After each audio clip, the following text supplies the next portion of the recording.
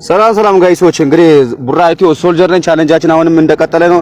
ዛሬም ትንሽ ከባድ የምትል ቻሌንጅ ዘንካች ብለናል። እስቲ ዞሮ ይሰራል ብላችሁ ለምትገምቱና ለምታደንቋቸው ሰዎች ሼር አድርጋችሁ አደርሱልኝ። ወደ ቻሌንጇ እንሄዳለን ማለት ነው።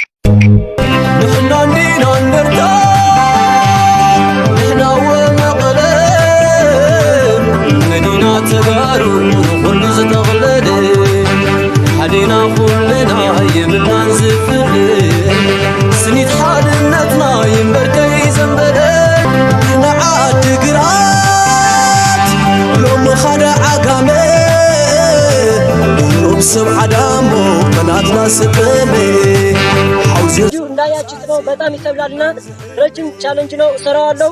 ከናንተ የሚጠበቀው ደግሞ ሼር ኮፒ ሪፖስት ያላችሁ ወደሚሰራ ሰው አድርሱልኝ።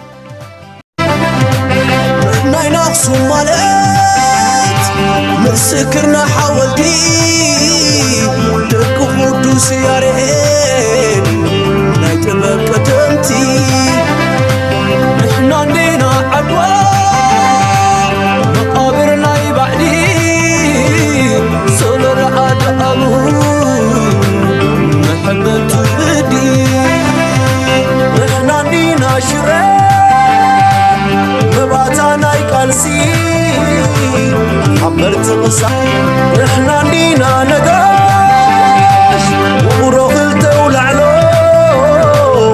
ዓዲ ሸዊት ስገድ ሕብሽቲ ምስጥዕ ንሕና እንዴና ማይተ